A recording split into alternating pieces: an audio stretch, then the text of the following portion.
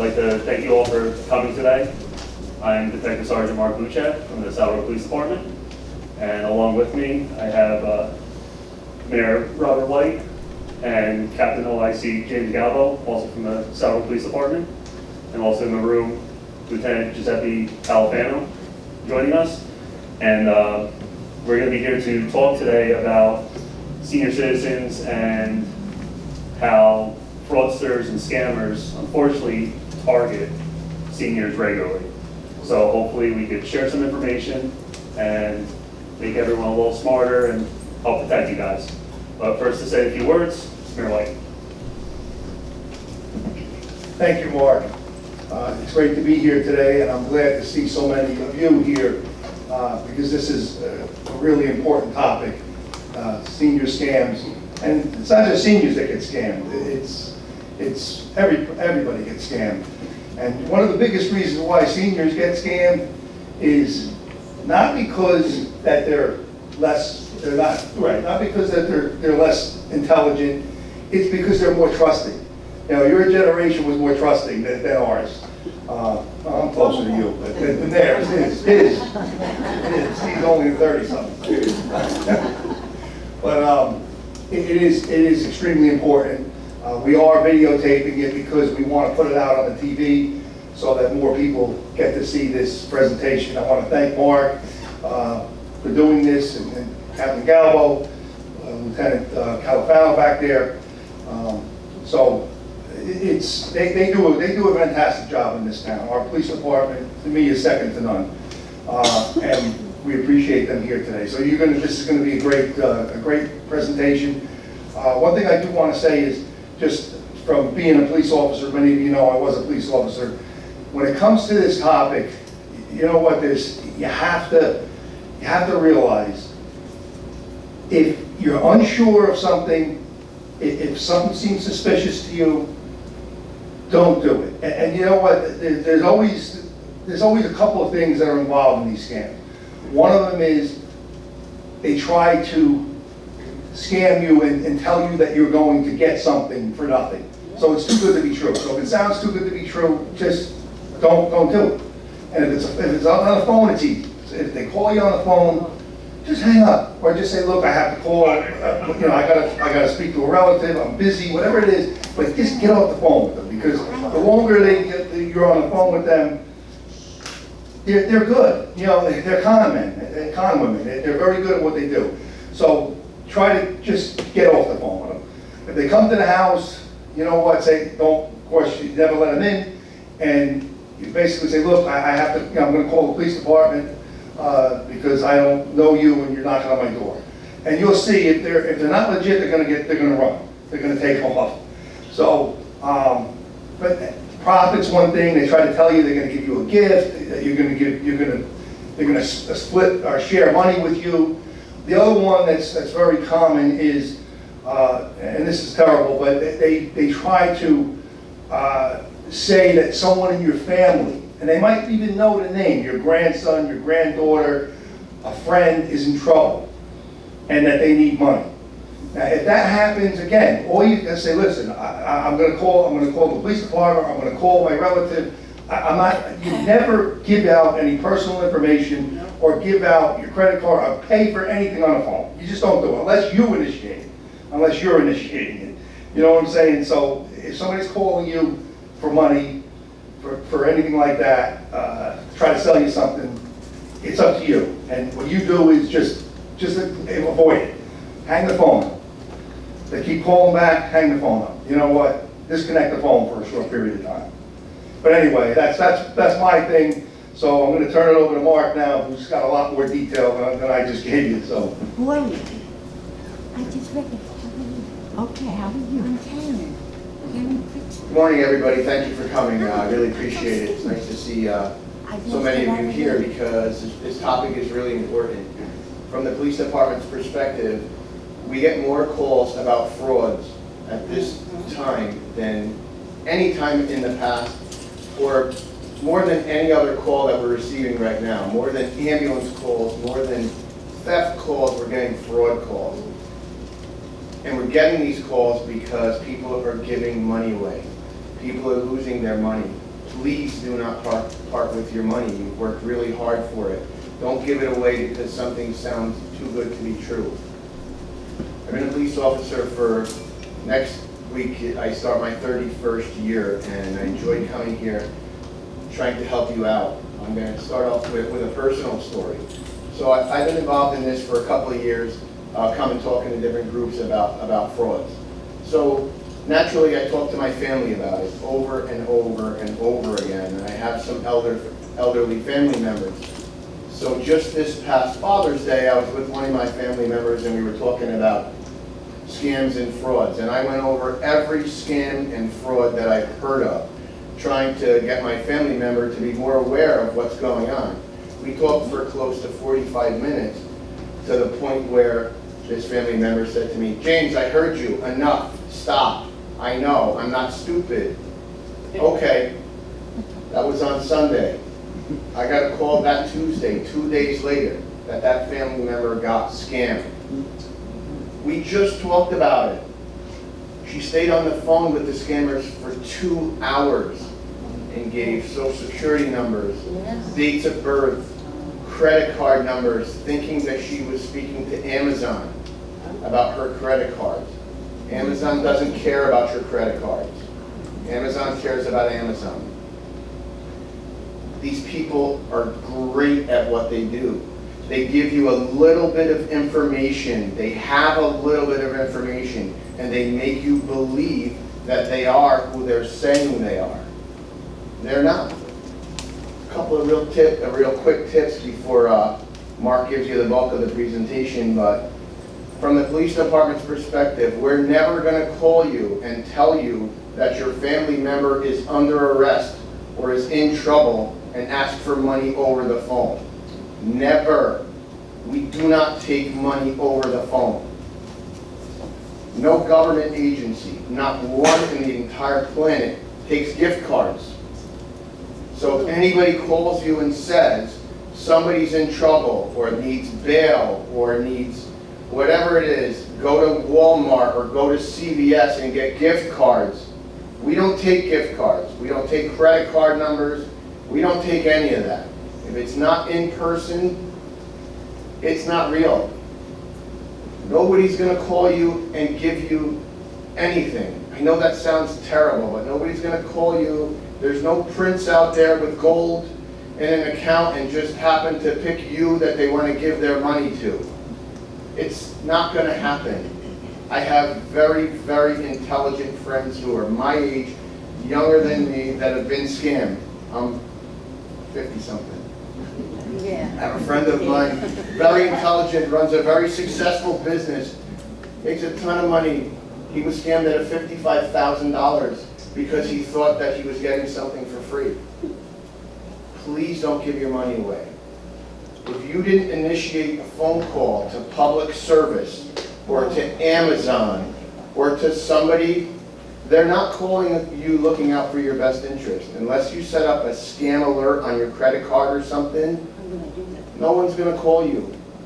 No legitimate company is going to ask you for your social security number over the phone.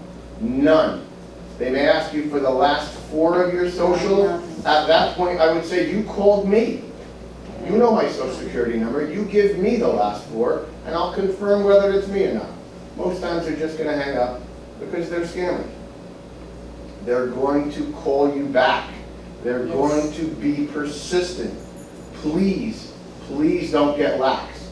Please don't say, call me 5 times, this has got to be real. Why would anybody call me 5 times to try and scam me out of my money? They'll call you 25 times. They'll call you the next day. That's what they're going to do. They want your money. I can't tell you how many times I've been in this room and spoke to seniors about scams and then come back 6 months later and somebody says, "Hey Millie, tell Captain Gallo what you did." And I'll look over and say, "No, please don't tell me you gave your money away." And nearly every time I came back here 6 months later, somebody had an experience. Somebody had something. You know, if somebody rings your doorbell, whether it's PSE&G, whether it's Verizon, whether it's any of these companies, they're going to have ID. whether they have it or not, just say to them, I don't know who you are. I'm gonna go call the police. The police are gonna come, and if you're legit, they'll tell me it's okay. Don't be afraid to call us. It's what we do. My officers are out there patrolling the town, waiting to help people. So if you need help, call. If there's somebody at your door you don't recognize, you don't know, you're not 1,000,000% sure is who they say they are, call us. We'll come. Because if they're not legit and you say, I'm gonna call the police, they're gonna come and check your ID, make sure you're okay before I let you in my house. If they turn around and take off running, call 911. If they stand there and say, yeah, I'll go wait out on the walkway and I'll wait for the police to get here, I'd call us anyway. Make sure. Be safe. Be safe. Our goal is to keep you all safe. So I hear that all the time, and I'm so disappointed when people say to us, you're busy, we don't want to bother you. You're busy, we don't want to bother you. Please, yes, we're busy. We're very busy. But we're here to help, and we want to help. Even if you call and give you advice on the phone, please don't hesitate to call us because you're worried about putting us out. Now, we do get those phone calls from people that say, hey, I have a squirrel in my backyard, can you come and shush him away? Sometimes we're busy, but we're always happy to come. We always want to help. That's what we do. Please don't hesitate if you're afraid, if you think you're being scammed, if someone wants to get into your house. They're really, really, really good at what they do. They're very convincing. Please always keep up your guard. Thanks for listening.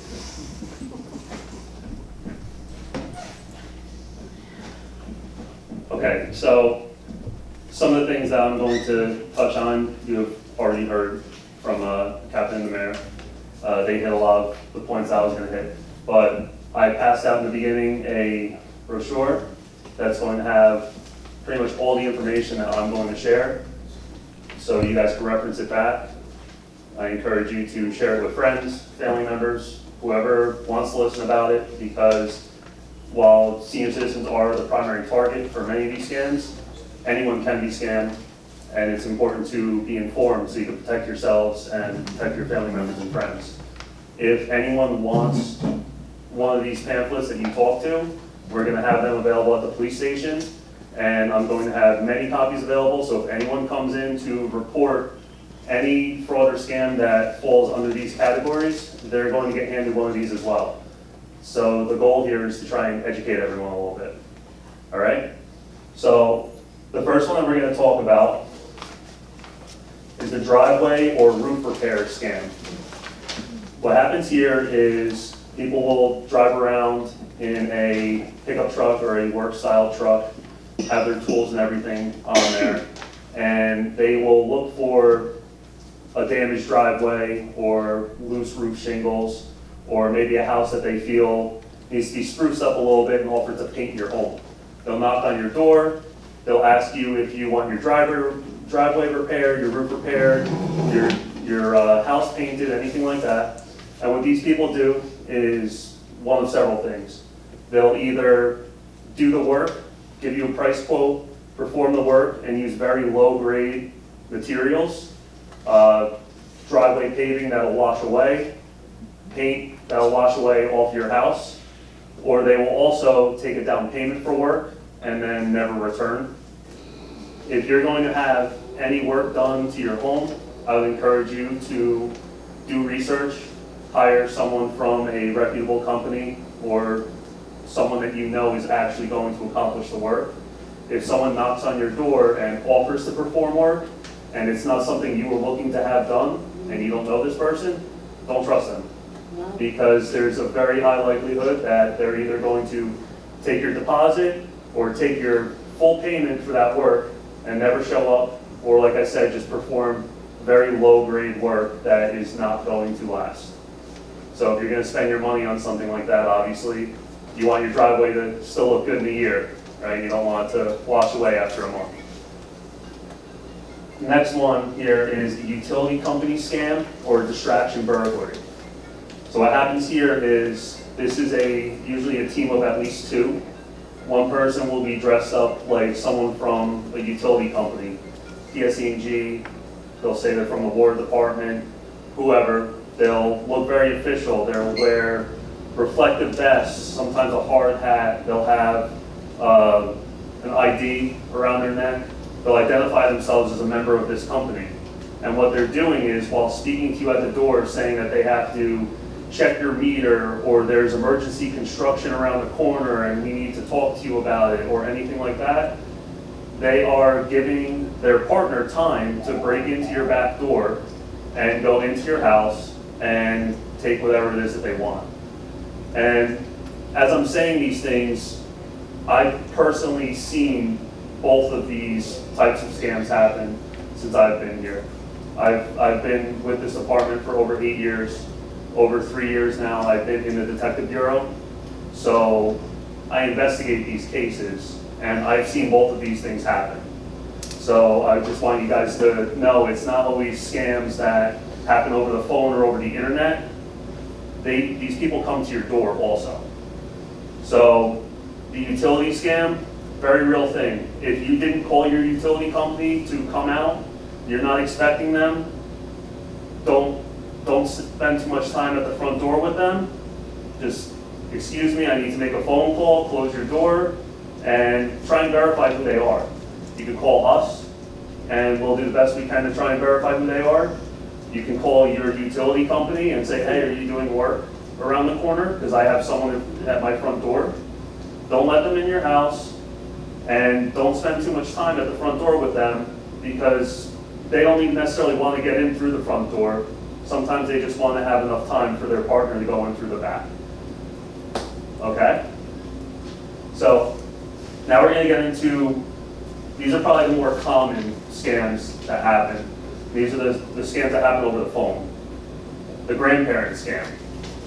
What happens in this scam is you will get a phone call from someone, and they will say that your grandchild, your niece, your cousin, some family member is in some kind of trouble. They'll say that they got arrested in another country and they need money for bail. They'll say that they were involved in an accident somewhere and they need money for hospital bills. A lot of times they'll say that these things are happening in another country. They'll say basically whatever they can to get you to give them some kind of money, obviously. So what they're trying to do is they're trying to get you to trust them by providing you with information that is factual. They might know your grandson's name, first and last name. They might know your grandson's kids' names. They might know what town they live in. They might know information about you too. It's all information that they're getting off the internet. So when they're doing these scams, it sounds very believable. The best thing you could probably do if you encounter one of these scams is the person's on the phone. They can wait. Call your grandson. Most of the time when these scams happen, which this one happens very often, I'm not sure if anyone here has received phone calls like this before. You may have. These types of scams, a lot of times when people come in and say that they think they were a victim of something, they hang up the phone and they call their grandson, and their grandson says, why are you sending money to this other country, to Mexico? I'm home. Sometimes the grandson lives 3 blocks away. They just don't think. The panic sets in, and immediately they either want wire transfers for money or they want gift cards. As Captain Gallo said before, no official government agency of any kind is ever going to ask for payment over the phone, especially through gift card. They don't do it. You can't pay for bail with an Amazon gift card. It does not work like that. They will get you to go to a store like a CVS, a Walgreens, a Walmart. They will get you to buy a gift card or several, and then they'll have you give the numbers off the back of the gift card to them for payment. Once they have those numbers, they have the money. It's gone. And from a policing standpoint, it's very difficult to track the person that received that money because it was purchased through a gift card and you just gave the information to someone over the phone. So if someone is trying to urge you to go and buy gift cards, I would immediately think that that's not a legitimate phone call. All right? The next one is, and also they know your location too when they call you, so they will actually tell you how to get to the CVS. They'll give you driving directions. They won't let you get off the phone. They'll say, I'll stay on the phone with you. You can go, your closest Walgreens is right down the street here. You make a left on this street, and that's where I want you to go. And they'll get you to go there. This happens. The next one that I want to talk about was the IRS or Social Security scam. This is the one that I personally see the most because I get countless phone calls from the IRS saying that there's been a warrant put out for my arrest, and I know I owe money from my tax return or something, and the IRS put out a warrant for my arrest, and my local police agency is going to come to my house and arrest me. We all get these phone calls. I get that phone call, I kind of laugh and hang up the phone because I am the local police agency and I know that we don't do that. They don't know that when they're calling me, obviously, but some people will actually believe that.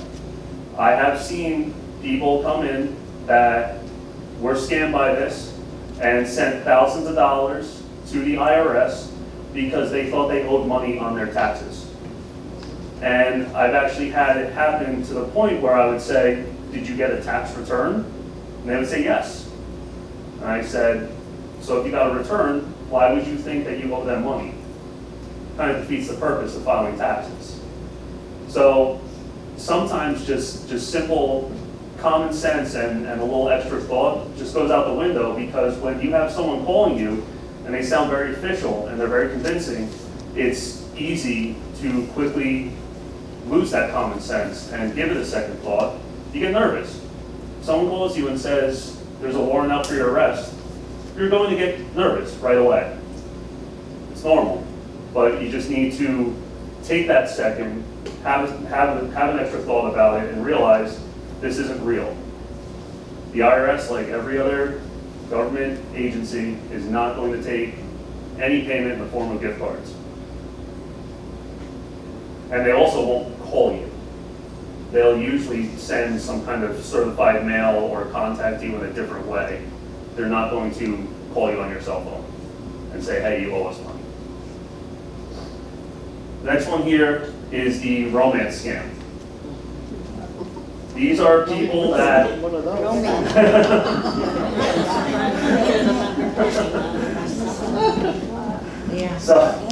So the romance scam, I've seen more commonly over social media platforms. I'm not sure how many of you guys have Facebook or a different social media platform, but this is more common through there.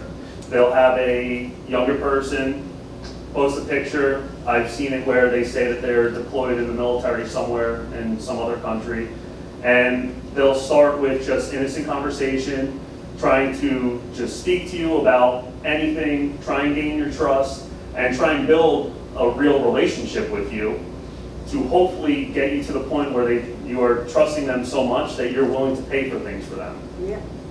So the way I've seen it a couple times now is someone from the military will prey on a senior citizen, talk to them for even a couple months. This is a long-term scam, this isn't immediate.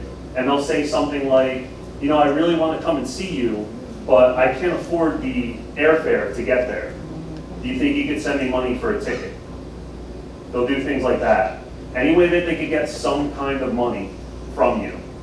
And if they get you to do it one time, they're going to try and get you to do it again. There's always going to be another reason. My car broke down. Whatever it is, they're always going to find another reason. So you should immediately be suspicious of someone reaching out to you that you don't know, that you can't verify who they are, because that's how you get wrapped up in these types of scams. And I've seen it where people fully believe that the person they're speaking to exists, and they just don't. And it was just a scam from the start. And once you're talking to someone for 6 months, a year, however long, and you truly believe that they're interested in you, that they want to be your friend, or they want romantic involvement, or whatever it is, it's hard for you to accept that that person's not real. And that's when they're getting a lot of money from you. So all of these scams, in the end, they can end up costing tens of thousands of dollars easily. And eventually, when you do pick up on the fact that it's a scam, that person's going to disappear. They're going to be gone. They'll just delete the page and it'll be like you never saw them. Another scam is a charity scam. They're trying to get you to donate money to a charity. The charity that they want you to donate to is not a real one. It doesn't exist. Charities generally don't call people on the phone and try and solicit money.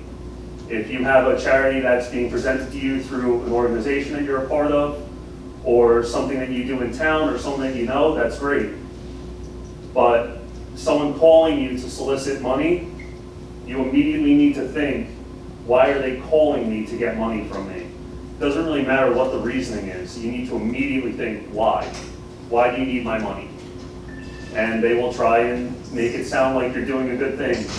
And unfortunately, people do this. People donate to these charities that don't exist. And it's a shame.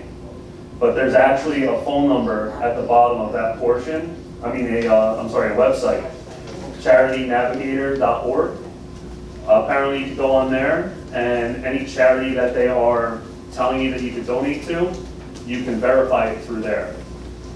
So there are some other things on this pamphlet that you can look at, general do's and don'ts for these types of scams. I think I went over pretty much most of them. But the important thing really is, like I just said, if someone's asking you for money, you need to question it. You need to be suspicious of it. Don't panic. Take an extra second to think about what is happening and what they're telling you. Try and let that common sense kick in so that you're not the victim of one of these scams. Because there's nothing worse than when someone comes in to us to report that they just lost $50,000+ over the course of whatever period of time because they were feeding into one of these scams and they become that level of a victim. It's unlikely that you get that money back. These people are very smart. They use programs to disguise their phone numbers. They can call you from a phone number that you know and make it seem like someone else is calling you. If you have a phone number saved in your phone book and they use that number to call you, it'll pop up on your caller ID that that person is calling you. Now, I'm not saying every time someone that you know calls you, be suspicious that's not them, obviously. But if someone starts asking you for money, something needs to trigger so you take a second thought. There's a lot of different ways that they try and attack you. And we really just covered the in-person, the phone, but this is also very common over the internet. I've had people come in and say that they had something pop up on their computer and it was Apple saying that they had to do service on their computer or something. And then they say, it's gonna cost $300 for us to install antivirus software or do whatever kind of scans on your computer. They're actually good enough that they're able to lock your computer remotely and not let you use it and tell you, I have your computer locked. I have access to all of your documents, everything you have saved on here. I'll unlock the computer for you for $500. If anything like that happens, I suggest that you turn off your computer and go somewhere that specializes in computers. I know there's a couple companies right here in town, small businesses, that they work on computers. They'd probably be able to help you out, but just don't give in to these things because the money's gone forever. Do you guys have any questions about anything that I said?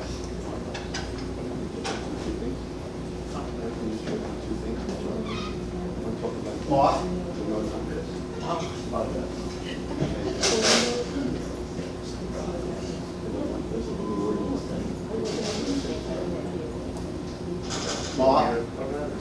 Mark? Yes. Here's another one I know that I got a couple times. Sure. They tell you that something's coming due, and they can't charge your credit card if not due. And I never bought from them. That's been coming up on mine a lot. Are you talking about like like an online retailer, or are you talking about like your, Yeah, we're public service bill? Your renewal is $385. A renewal? Renewal percent, and it tells you to call this number, and it tells you to be by your computer. Well, that's another really good point too. If someone's calling you and they tell you to contact another phone number to give some kind of payment or something, that doesn't really make sense. I would take the time, if whatever company you're dealing with, whether it's a retailer, your credit card company, car payment, whoever it is, just go online and get the number for the actual company and call them directly. Don't take the numbers that they gave you, because when they answer the phone, they're gonna make it sound good. They'll have automated prompts sometimes to try and make it sound like it's a real thing. You just need to not fall into that and take a second and look up the actual phone number. Every company's phone number is easily accessible. This one's coming in more like a text. Like a text? It comes in on your text, and I just deleted it and got rid of it. Yeah, I don't even answer it. you'll definitely get those things through text message too. Yeah. It's pretty common. Honestly, I probably have a handful of them on my phone right now. Mhm. So I definitely get them as well. Another one that we would see a lot too is public service calling saying that your bill is late or that your town's tax bill wasn't paid, anything like that. They'll call you and they'll give you a phone number that you need to contact customer service or billing department or whoever from PSE&G to settle your bill. And again, they'll make it sound very real, but a lot of times they're asking for gift card payments or they're asking for a money wire transfer, and anything outside the ordinary that you would pay, however you normally pay your PSE&G, you shouldn't really be paying outside of that normal payment. So normally PSE&G, if you do miss a bill, they'll just tack it onto your next month most times. So if someone calls you and says, hey, you're late and you need to pay this amount of money, or we're gonna turn off your electricity, because they're trying to give you a sense of urgency and form that panic to convince you to do it quickly, hang up the phone and call PSE&G. I actually personally, I had one experience where I got a phone call, it was from a car company, and they were trying to ask me for my personal information, and I said to them, like the captain said earlier, you're calling me. You should know all that information. I'm not verifying anything. And I hung up the phone, and I called my car company, and it actually was a legitimate phone call that time. But I told the person on the phone, I hung up the phone and called you because I don't give information over the phone to people that call me. And they just kind of laughed and they said, that's good practice. You really shouldn't do that. We understand. And then went about whatever business I had to.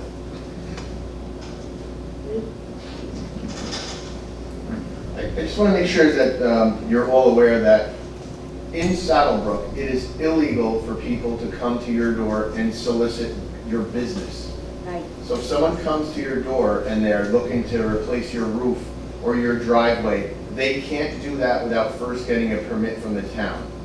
So if someone comes to your door and says, hey, your driveway is in disrepair, I'd like to fix it, I would say, where's your ID from the town? Because the town would give them an ID, and if they don't have that, I'm not saying they're not legitimate, but they shouldn't be doing that.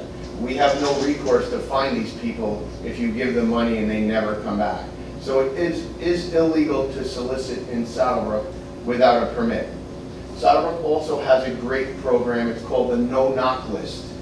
If you don't want to be bothered, if you don't want people coming and ringing your doorbell or knocking on your door, soliciting, you can call the township, you could come in, fill out a form, and the town will put you on a no-knock list, which means that even legitimate people that are soliciting will not be able to come to your house. Anybody who has a permit to solicit gets that no-knock list and says, all of these addresses, they don't want you coming to their house, so it'll cut down on the people coming to your house. If you want to do that, please contact the town hall. They'll get you on that list. They update that list with the police department, so we know that people shouldn't be going to your home. They give you a little yellow sticker to put on your door. I have it on my house. so people know that they don't want to be bothered. There's a couple of just common sense things that you can do that'll keep you a lot safer, and you should really take advantage of them. It does help out a lot. Like I said in the beginning, we're seeing this so much more. It's happening every single day. Young people, older people, middle-aged people, everybody's getting scammed because computers, cell phones, all these tools that are great are being used against us. Please, please, please be careful. How about a round of applause? They did a great job.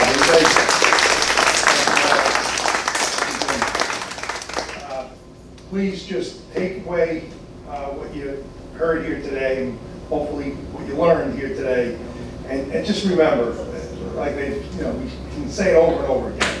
Just please, you know what? If somebody's asking for your money, just don't give it. You know, unless it's a person that you know, a relative, and they're in front of you asking, saying, look, Mom, Dad, I need money. You know what I mean? But to do anything over the phone, to give money to somebody coming to your door, it's and you know what? I'm not saying that every company or business that comes to your door that they're illegitimate, but you know what? They're trying to drum up business. They're trying to make money. You see it a lot with Verizon or with Cablevision. They're a pain in the neck, right? Because they're trying to get you to go to the other one. Cable wants you to go to them, and Verizon, and they all have a better deal. But as far as the no-knock, what they do is, if you apply for it, you got to go to the police department. They have an application, and they'll give you, like Captain said, they'll give you a sticker to put on your front door. Now, any legitimate solicitor, if they come and got a permit, they get a list of people, of houses that they're not supposed to knock at. So they can go door to door if they get the permit, but they're not supposed to go to your door if your house is on the no-knock list.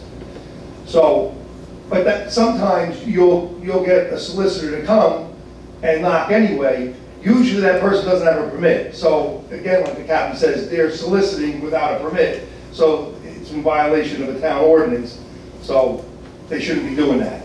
I guess occasionally, maybe the person that's soliciting that did have a permit, that went and got the list, maybe, there's, I don't know how many, was it about 150 on that list? Yeah, it's about 150, which we wish it would be more. And I think you should take advantage of it if you haven't already.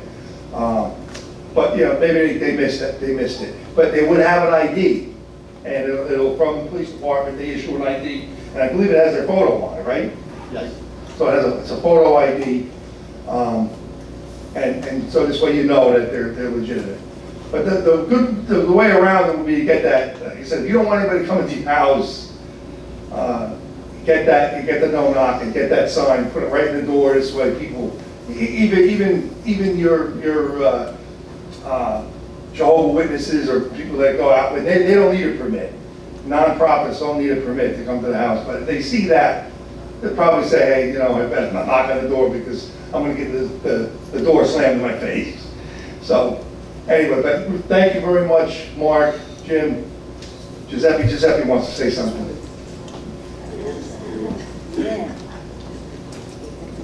Since you made lieutenant, we call you Giuseppe now. We're more formal. Hey, again, I'm Lieutenant Calfano. I just want to make these are all great points, but I've been in patrol for 20 years. So from a patrol standpoint, people come into your house, we work on the information you give us. So it's very important that if you see somebody, you get a good description, you get as much information as you can. Because we want to make the arrest. We want to get these guys off the street. It's harder on the internet process to do that, but if they come to your house, color of your shirt, shoes, what they're wearing, so that way, because the response time sometimes takes a minute or so for us to get there. But when we get there, we have a good description. We can stop the person, question them. And if it's they're legitimate, we can make the request. So, it's good for you, I know, I can't see anymore, but it helps stimulate, you know, the mind, you get a description of somebody, we can do our job much better. Even on the phone numbers, names, it'll help us tremendously to help you guys. So, thank you for your time.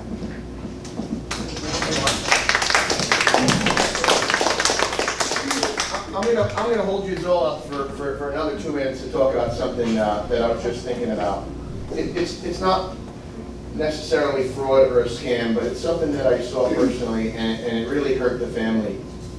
And this is putting solar panels on your home. We all know that solar is fantastic, it's great for the planet. I'm not saying that it's a scam, I'm not saying that there's anything wrong with it. If that's something you choose to do, that's great. But if it's something that you choose to do, be aware. Don't just sign a contract on your own with a solar company to put solar on your house without having someone, hopefully an attorney, review it. I'm aware of a situation that happened in town where an older gentleman, actually a very good friend of mine, got solar put on his house. They said they were going to save him some money. It was good for the environment. He jumped right on it. He signed a contract, didn't talk to a lot of people about it. That gentleman unfortunately passed away, and the home went to his daughters. His daughters could not sell that house for 2 years because of the solar contract. The daughters were responsible for tens of thousands of dollars in payments to the solar company. They wouldn't take the panels off for free. They wouldn't fix the roof if there was a problem.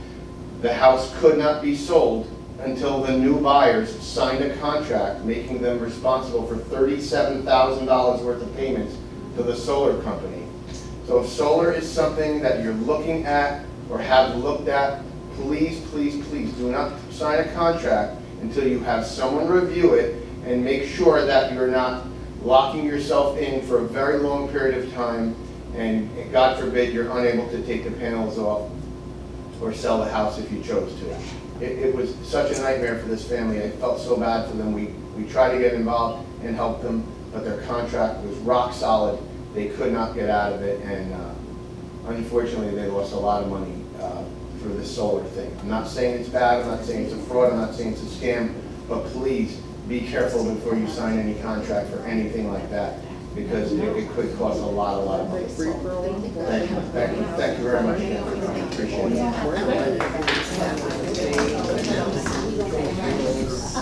So that will conclude our gathering about the frauds and scams.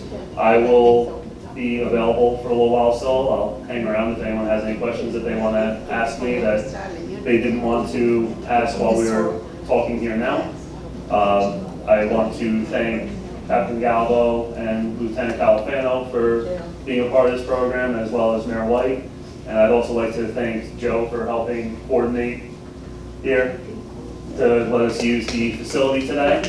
And I would obviously like to thank you all for coming out for this important topic. And also the packet that you have here, the pamphlet, was provided by the Bergen County Prosecutor's Office, Lieutenant Perez, who is a part of the Community Engagement Task Force. And a lot of programs like this are the kind of things that the county is trying to initiate and do. So keep an eye out for more things coming in the future. Hopefully there's more ideas that pop up. And I do hope that you guys learned something today. Or if I just told you a lot of stuff that you already knew, then that's a good thing too. All right, so thank you very much for having me.